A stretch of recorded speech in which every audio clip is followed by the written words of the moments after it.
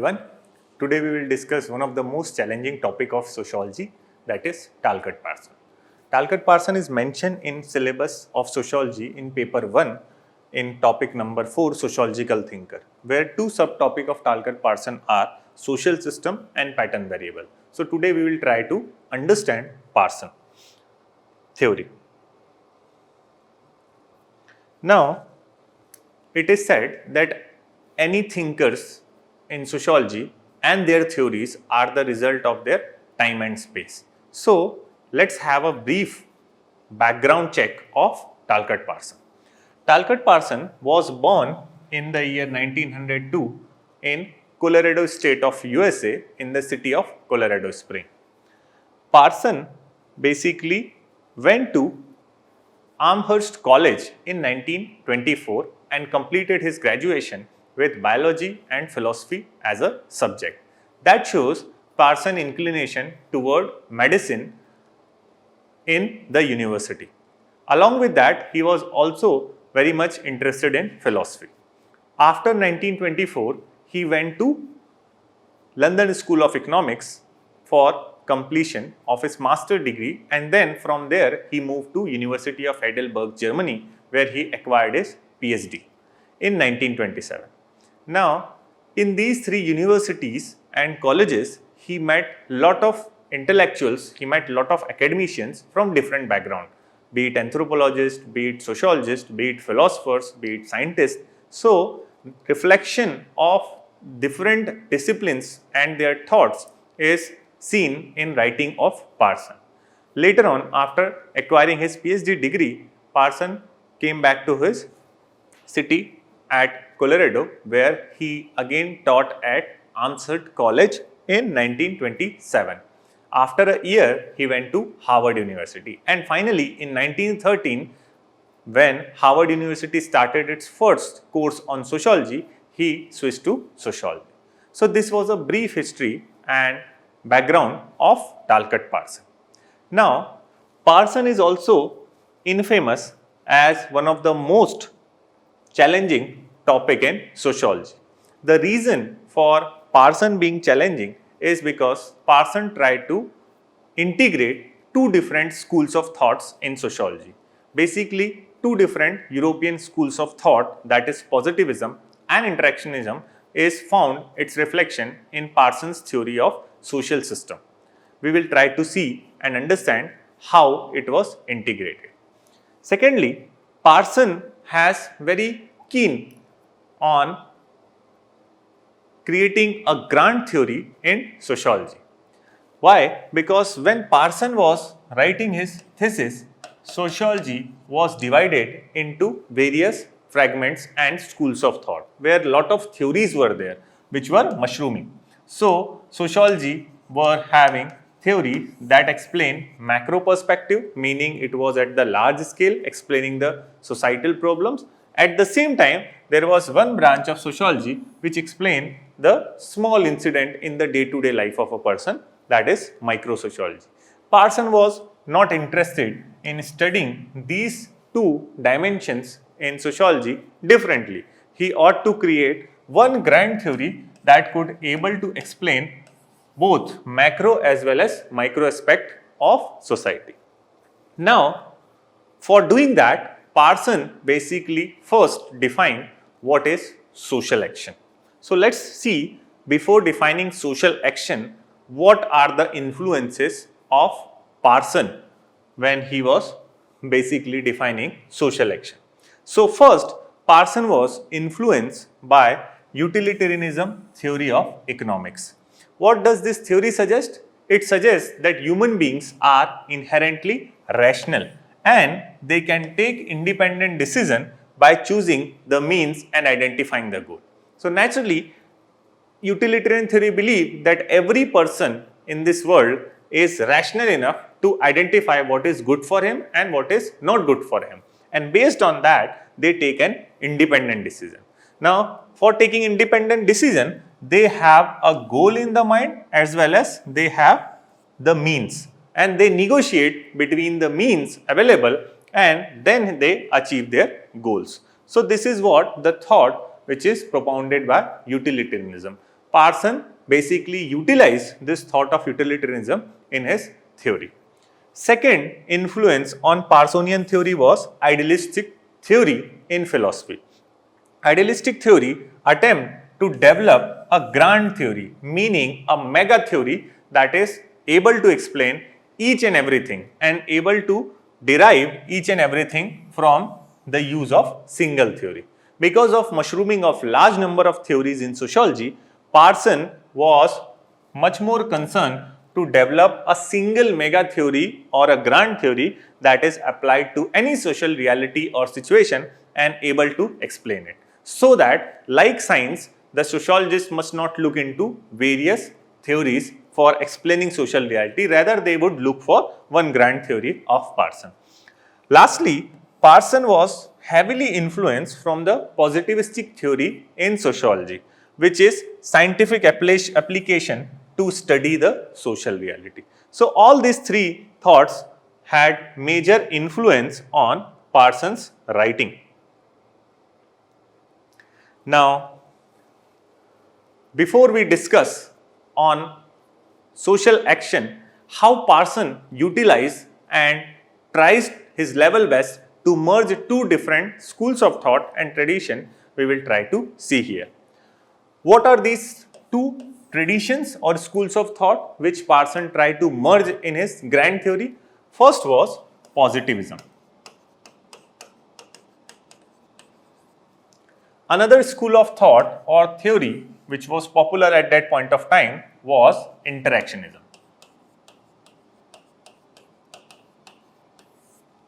Now, let's briefly understand what is positivism. When sociology was emerged, it was considered to be a new discipline where subject matter was not defined. So, positivism basically is an idea which suggests that we need to apply the methodology of natural science to study the human behavior. Just like matter is being studied by scientists applying the scientific theory, we can study the human behavior by applying similar theory. Meaning, it put matter and human behavior at same level. Now, you can study matter with application of scientific method in a way that it will give you a desired result or outcome. For example, a gold as a matter will behave in a particular temperature, pressure and humidity at the same level, at the same way where this gold is kept in India or it is kept in USA or any part of earth. If constant conditions are there, the outcome will remain the same. So, the behavior of matter could be static and it could be generalized, that at this temperature and at this pressure and humidity level, behavior of particular matter is same. Similarly, likewise, they tend to apply the scientific theory on human behavior to study it. Say, they tend to emphasize that just like matter behave in a same manner in different places at the similar condition in a similar way, human behavior can also be studied by applying scientific theory. Now, when we dwell upon it in finer detail, we find that human behavior, unlike matter, is not static, rather it is dynamic. But despite of dynamism in the human behavior, sociologists, basically positivists, emphasize that it should be studied under the domain of scientific method. Now, this scientific method does not give any liberty or any freedom or any decision making power to human being. They believe that human being as an individual does not have independent thought, rather they will act upon the situation in a similar manner just like the matter will behave.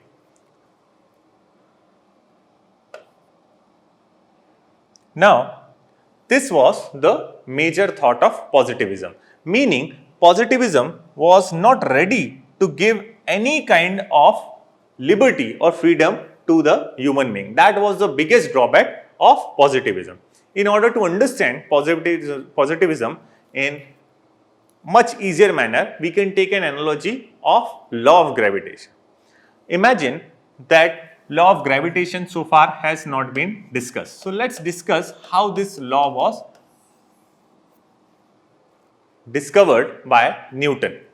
Newton was sitting in his garden in a comfortable position and suddenly one apple fall on his head. Now, if any other person would have been in place of Newton, they would have ignored it because things fall from the sky many times. So, it is not a new thing for anyone. But Newton, being a scientist, was a very curious person. So, he started questioning why apple fall on his head. Why not he fall on an apple? So, because of that, he started having inquisitiveness because of this falling of apple on his head. So, what he did, he started studying similar phenomena and started collecting data. That is this a standalone incident or this incident occur in many places. So, he found that not just apple, there were different fruits and basically items which when fall from higher level to lower level, there is such kind of phenomena observed. Over a period of time, he started studying it in much detail and develop a pattern. After collecting data, what he did, he found a pattern in all this data that whenever there is a bigger body and whenever there is a smaller body, they always have some force of attraction. And this force of attraction is inversely proportional to the square of distance between them. And this force of attraction is what called by Newton as gravitational force. And from that, he derived this formula. Again, he applied it on Indian subcontinent, he applied it on other places of Britain, he applied it at different parts of the world, and he found that in every place and at every time, this formula fits to the situation, that there is some force of attraction occur. So, now it was from the level of theory, it was upgraded to level of law, meaning now it has become universal, meaning irrelevant of the fact that you are in India or in USA, you will find force of attraction plays in different spheres, right, in different parts, or you can see between different bodies. So, that is something which was observed by Newton and later on it became law. What is the difference between law and theory? Law is universal.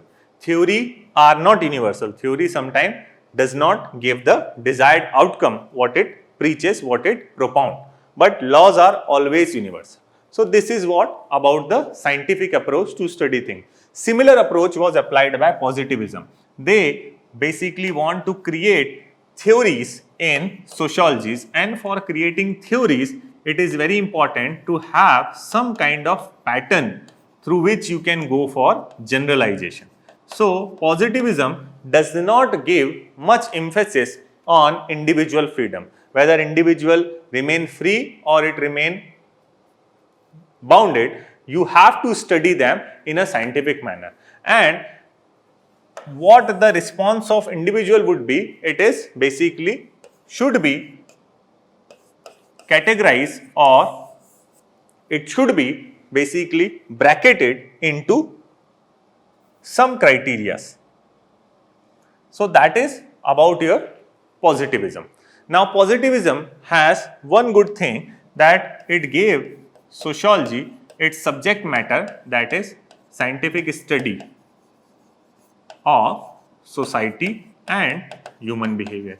But the drawback, limitation of positivism was it take away the freedom from the individual. Meaning, in this particular situation, whether you put Ram or you put Shyam or any other individual, it is immaterial. Their response will be same. So, like matter which responded, we have taken example of gold, like gold respond in the same manner at constant temperature, pressure and humidity. Similarly, positivists suggest that human behavior is also having such kind of constant behaviors reflected in constant temperature, pressure and humidity, and particularly constant situation. So, this was the biggest limitation. It failed to address that human behavior could be dynamic. So that was one limitation of positivism. Second theory, which was very popular in sociology, was interactionism.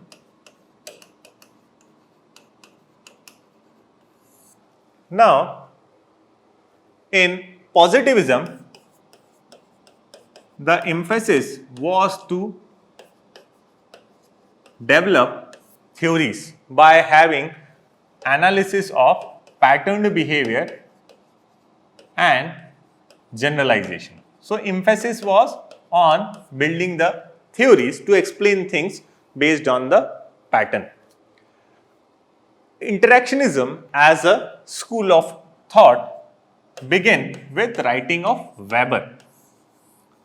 Positivism was given by father of sociology, Auguste Comte. Now, Weber says that if we apply scientific theory to study social reality, we won't get the desired result. Why? Say for example, suppose like matter you started studying human behavior in a scientific manner. You started observing why people go to temple. As a positivist, you started observing why people visit a particular religious place, say temple in our case.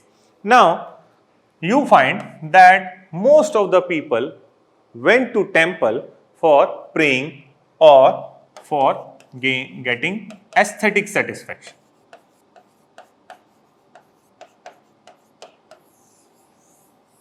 So, they visit temple for worshipping their god or goddesses.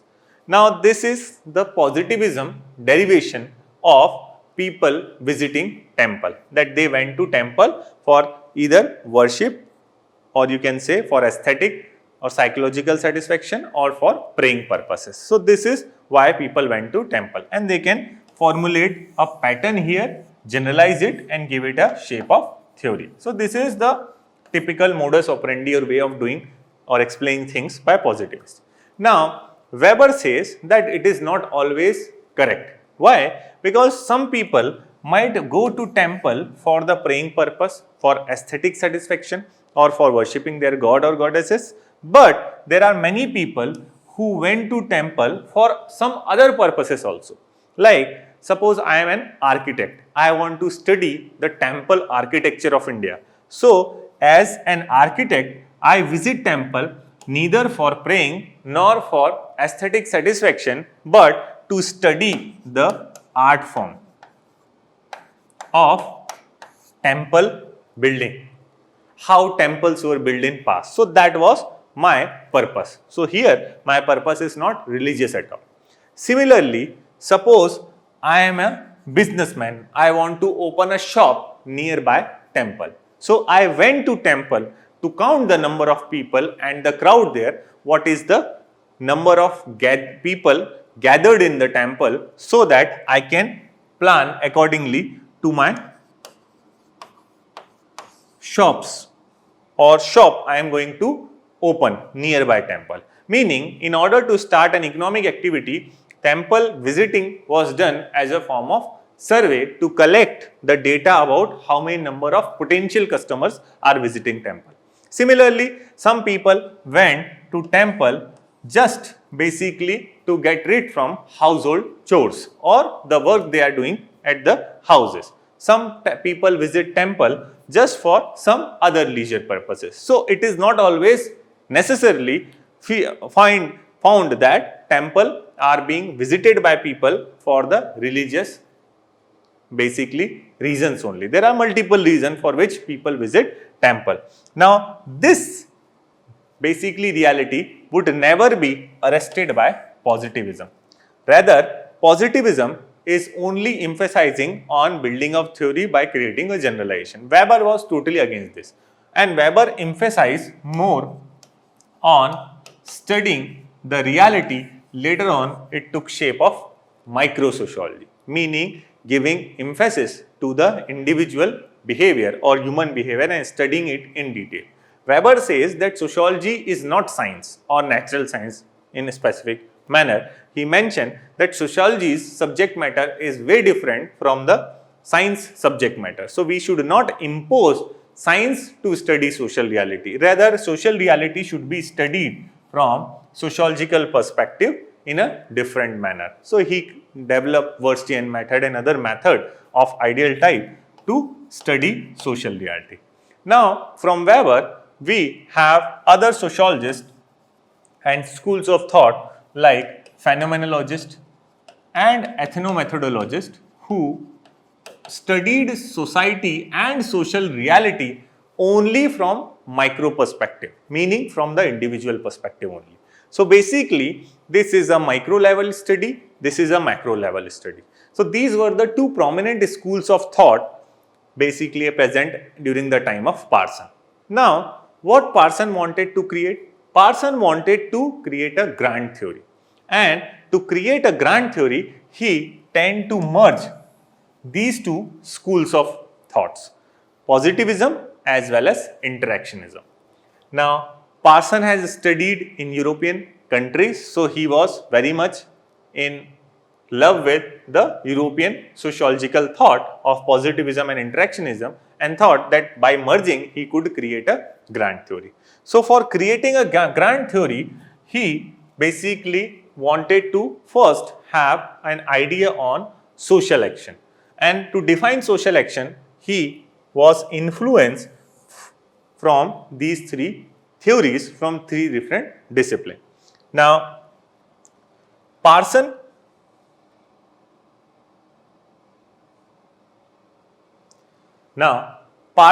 basically made a rule for himself before formulating his theory on social action.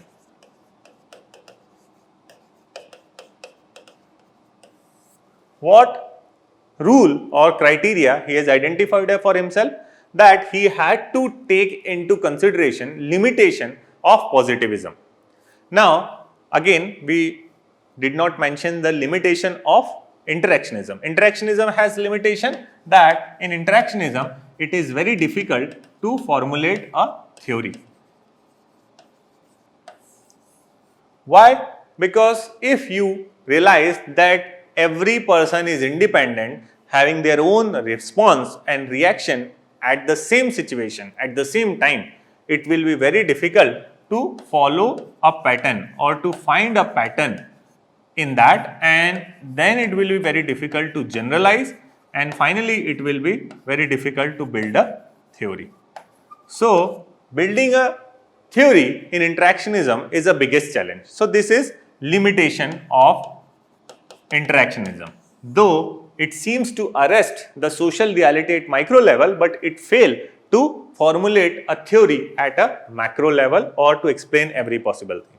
This was in opposition to what positivism was emphasizing. Positivism emphasized on theory building but failed to arrest the social reality in detail. So, on one hand, positivism was unable to explain social reality in minute detail at micro level, but it was successful in theory building. On the other hand, interactionism found it difficult to generalize the pattern, and due to that they could not develop theories, but at the same time they were successful in studying the human behavior or social reality. So, what Parson was trying to do in his theory of social action, that he want to merge these two to remove its limitation in his grand theory.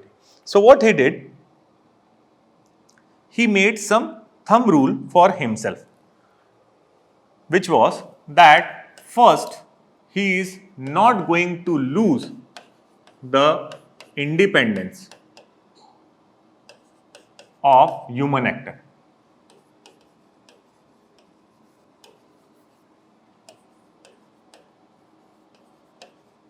Meaning, at one particular situation, how you are going to behave, it should be given proper basically place in the theory. Positivism does not have any place to the voluntaristic nature of human action. They consider that in one particular situation, all human beings behave in a similar manner, which is totally against the social reality. So, Parson was convinced that he is not going to compromise on the independence of actor, and he make it for himself a thumb rule that I am not going to lose this character of human action.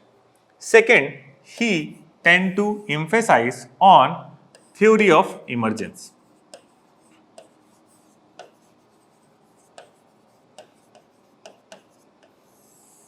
This theory suggests that when things get complicated over a period of time, we required a new discipline to study it.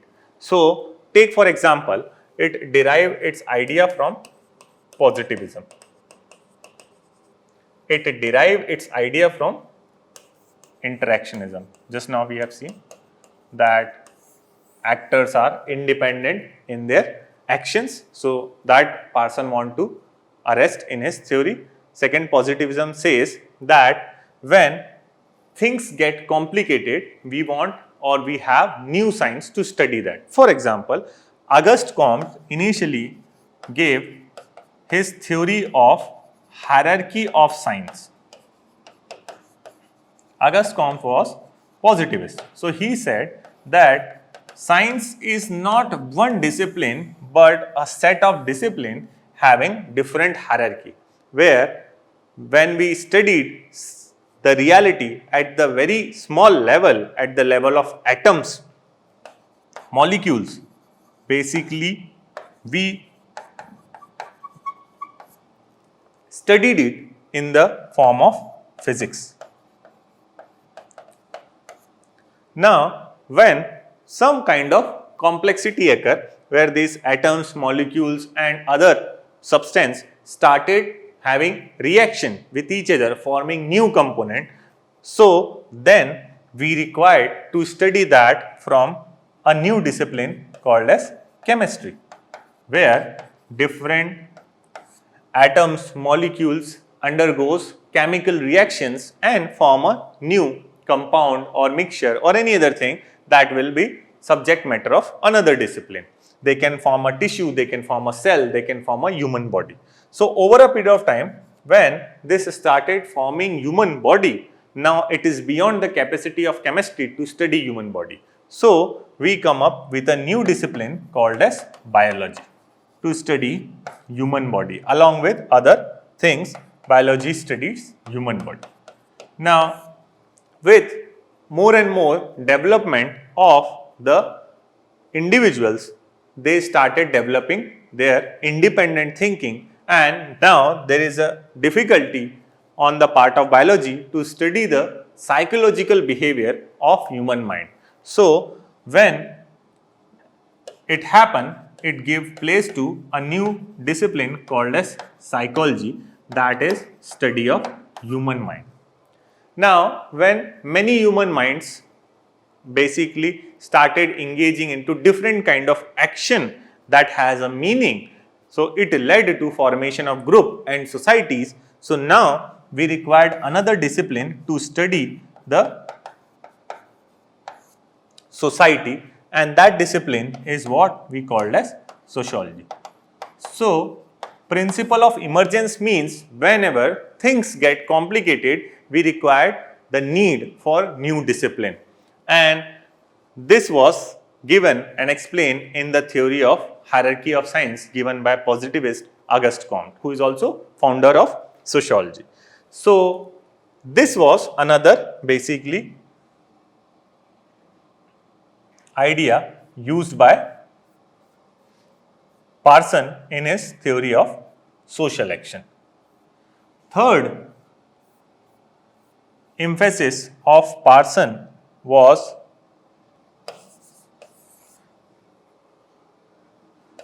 developing grant. So, these were the three thumb rule basically Parson derived for himself.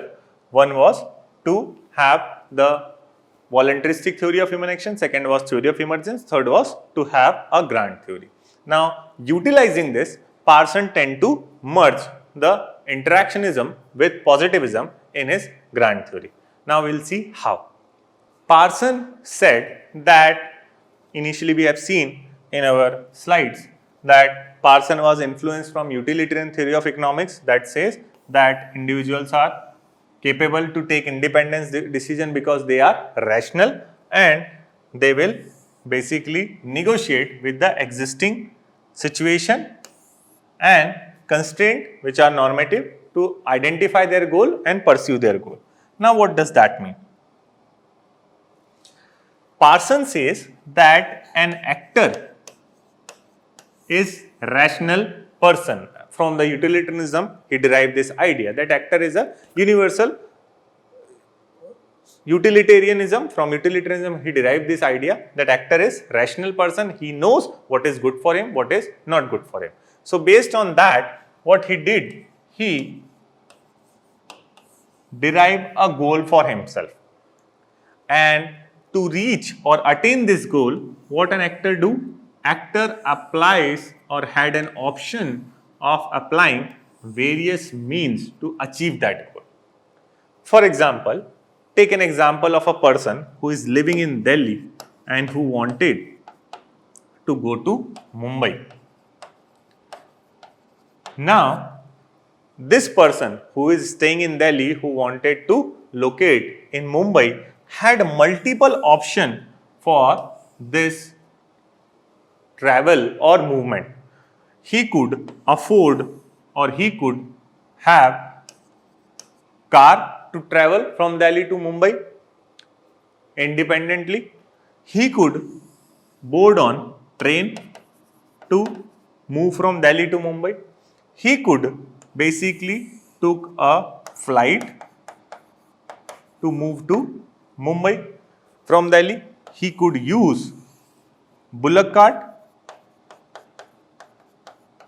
to move from Delhi to Mumbai, or he could also start on his foot traveling from Delhi to Mumbai, like we have seen in the recent migrant crisis. So, basically from Delhi, in order to travel to Mumbai, a person has multiple options available to him or her. Now, as Parsons says, that actor is basically a rational person. So, he or she can decide what is good for him, what is not good for him, what is appropriate for him, what is not appropriate from him. They wanted to attain their goal, but they have to choose among all these means. They have to choose the means which is most suitable for them. For example, if a person is very poor, naturally the person cannot afford to pay the ticket price of a flight. If a person is very poor, he might not afford to hire a car or a personal vehicle to travel. So, these two options were eliminated by person themselves, right? Just give it a name for better understanding. So, basically if a person is very poor economically, that person could not use option number 2, which is removed, and option number 4. Now, this person is left with 3 options. One is either he can travel by foot or by train or by having a bullock cart. Now, he observed that again due to economic reason, he could not afford buying the ticket of a train. So, again option number 3 is also removed. Now, he is left with 2 options, either to have a bullock cart or to travel by foot. So, these 2 are the available option. Now, this person reached to this decision that either he would go by foot or he could go by bullock cart, based on eliminating all those options which are not suitable for him. So, what he did, that person has negotiated the means by having normative basically conditions and by negotiating with the cultural condition. I am sorry, it is normative condition and environmental condition, right. So, he has to basically negotiate with these 2 means and adopt one mean. Take another example. So, taking an example of an actor who had a goal in his mind. Now, an actor, in order to achieve his or her goal, can have multiple means to achieve that goal. So, one had multiple options to attain their goals, to achieve their goals. Now, if such theory is there, it agrees to first point of Parson, which is it fulfill voluntaristic nature or theory of human action. Meaning, Parson is acknowledging that human beings have independent decision making power in this case, right? So here either the person can acquire first option or second option or third option or fourth option to attain their goal. Take an example that suppose a person is preparing for civil services and his or her aim is to crack civil service examination, and this is the person who had this goal in mind. Now, there are multiple options to achieve this goal. One could be to join a coaching class or a coaching institute to get some kind of training before appearing for the examination. Second option could be to go for self-study, to join library and basically start preparing from these books which is available in the library. Third option could be to have basically some senior guiding and without joining any library or coaching institute, study at home like any other person who can do that. And finally, fourth option could be to buy the examination paper, cheat in the examination and succeed. So, these were some of the available options. Now, if 4 options are available, it proves that in our example, the actor is independent. Why? Because they have option. But again, the problem in this would be that here we won't be able to develop a theory that could be applicable. Why? Because he had 4 options. So, we have to develop 4 theories in order to understand the action of an actor. So, what Parson did, Parson mentioned one more criteria to filter out these 2 available options by putting constraint of means. He said that actor is rational and he negotiates with the means based on norms that he or she derive from culture and based on external environmental conditions. So, if a person is born and brought up in a civilized household which follows ethical behavior, naturally the upbringing of this person would not allow him to go for cheating. So, this option has been eliminated based on norms. Similarly, if the economic criteria doesn't basically fulfill, this is situational constraint based on environment. So, if economic criteria is not fulfilled, again he could not afford to pay such a high fees, so he could eliminate this option. So, only 2 options is left, either to join library, either to follow a study regimen at home only. Why? Because he could not afford, because of situation, economic situation, he could not afford to pay the high hefty fees of coaching institute. Also, ethically it is not correct to involve in unfair means or cheating in examination. So, these 2 options were eliminated. So, despite of following voluntaristic theory of action, putting restriction of culture and environment, Parson was successful in eliminating multiple options, putting it to the level of 2. Now, he still was not convinced. Why? Because his third point was still not fulfilled, that is to develop grant theory. Though principle of emergence has been there, why? Because he is studying society and it is constrained from culture and environment, that is fulfilling the principle of emergence by putting some complication on the action of individual. he still is far away from developing a grand theory, meaning he want a fixed answer. Ki in this situation, what human actor would do. And here in the particular situation, he is left with two options. To get rid from that, Parson take help of what is called as pattern variable. What are pattern variable? Pattern variables are the means which Parson derived to explain or to generalize one set of action and differentiate it with other set of action. He said that in a situation, every human being suffer from some kind of confusion which path to follow, and these confusions were explained in the form of pattern variable. Meaning, he said that there are two kinds of pattern variable. He named it as pattern variable A, pattern variable B, which he suggested that is based on various criteria. For example, he said that there is one criteria called as affectivity and other criteria called as affective neutrality. Now, affectivity means that a person is more emotional and inclined toward emotional kind of action. Affective neutrality means the person is behaving in a emotionally neutral manner. What is the difference?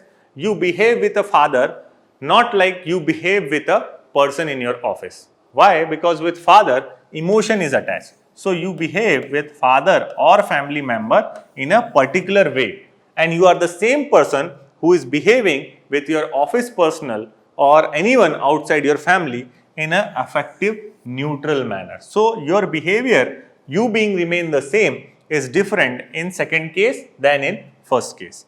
Similarly, Parson says that there are second set of pattern variable which is specificity versus diffusion. Meaning, in a house, you behave to your family member in a specific manner, like a mother is behaving with a child in the household. But if the same woman is also a engineer or an architect, she had a different behavior in the office. Diffusion means at home there is more a kind of specific behavior to her husband, to her family member, to her child.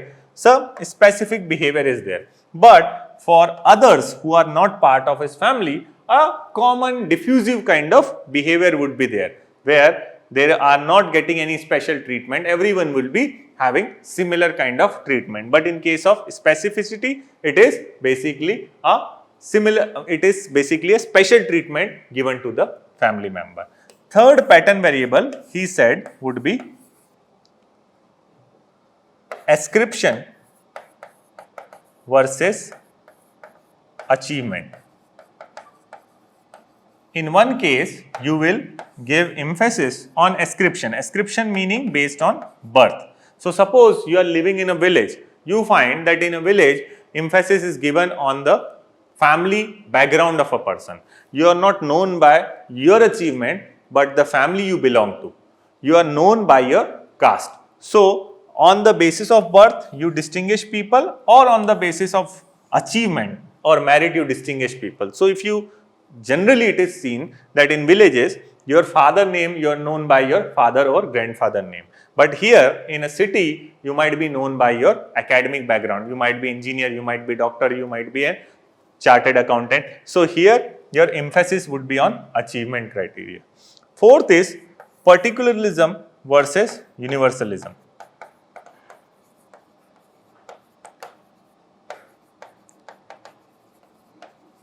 Particularism meaning you are narrow in your approach, meaning you are only looking for the benefit of a small group of people, be it your family, be it your caste, be it your religion. So, your behavior is more a narrow behavior which is open for a limited group of people. A universalistic behavior means you have similar behavior with everyone without thinking whether they are your relative or not. Right. So, this is another, and last one, fifth one given by Parson is self orientation and collective orientation.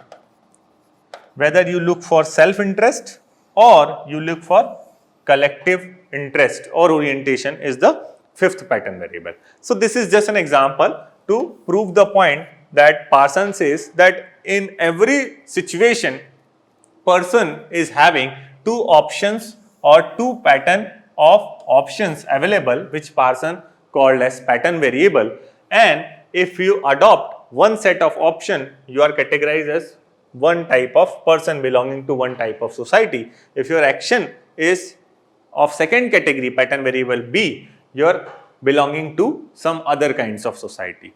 This idea of two set of different pattern variable Parsons derived from Ferdinand Tönnies idea of Gemeinschaft and Gesellschaft and Emil Durkheim idea of simple and complex society. So by this pattern variable, Parsons solved his problem of developing a grand theory, where he said that now with the help of pattern variable, I can easily develop a theory of social action where I can generalize what could be the action of a person. Now take that example to understand what Parsons is trying to emphasize. Taking another example to understand this situation, an actor is there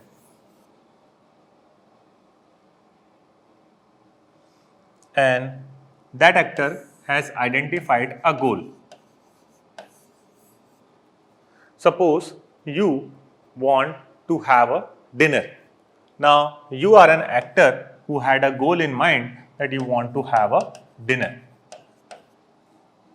Now how many options are available to you? There are many options you can explore upon. You can go to a 5-star hotel for having a dinner in that hotel, or you can have a local restaurant or eating place to go for a dinner. You can go to a relative house or a friend house for dinner.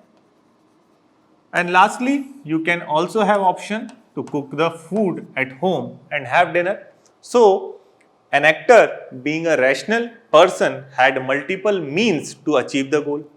Now Parsons says that an actor will apply two constraints called as normative constraint, which is based on culture, and situational constraint, which is based on environment, as we have earlier mentioned. Now normative constraint would be taught to you by your culture through your upbringing, and situational constraint would be as the situation provides you. So suppose your economic conditions are very good and you can afford to go for a 5-star hotel and pay the bill without much concern. So again, in that situation, you would not think of having food at home as well as going to a place of relative. Either you will go to a 5-star hotel or you can go to a local eatery shop for the dinner. So again, with this normative constraint and with situational constraint, an actor can successfully eliminate two options or more even and come to a particular decision. So that would accommodated by Parsons idea of pattern variable, which is categorized into two. One is pattern variable A, pattern variable B. Now say you are an actor and you had a goal in mind. Based on the means you are going to choose, Parsons, by putting that means in the category of pattern variable, tend to identify which group or society you belongs to. For example, you are an employer. Your goal is to hire someone in your office to have an employee. So what you do, you started conducting interviews for the post of some particular basically utilization or utility for in your office. So you gave an advertisement, and then when number of individual appear for this post, basically you apply a criteria of same caste or religion to hire the people. Now if you apply this criteria, it is based on which pattern? Pattern of ascription, meaning you look into the birth of a person into a particular caste or religion and not achievement or merit of a person. So in Parson scheme of thing, you would be part of a group which follow pattern variable A. Second example would be, suppose you are driving on the street, you are an actor, you are driving on the street, suddenly you met with an accident where you end up basically injuring a person roaming on the street. Now, if your response to this would be more empathetic, you start taking care of a person, you basically carry that person to the nearby hospital and tends to save the life. Your basically orientation is more collective and not driven by self-orientation here. You are more showing empathy or a universalistic behavior that will benefit all rather than particularistic behavior. So this kind of empathy shown by you in this situation would again put you under the second category of a person, that is belonging to pattern variable B. So through this, Parson can safely generalize the behavior of people or actors into two categories, that is pattern variable A and pattern variable B. And that solved the dilemma of Parson. And Parson was successful in integrating two different schools of thought, that is positivism as well as interactionism, where he agrees that individual has freedom to choose to take action. So following the interactionism, at the same time, like positivism, he was successful in developing theory of social action, right? So that was about Parson theory of social action, how he utilized the concept of pattern variable. So in our topic, we have pattern variable and not a social action. So pattern variable could be defined as a bridge between micro and macro sociology, because through pattern variable only Parson was able to basically integrate theories of positivism and interactionism without basically allowing its limitation to be part of that.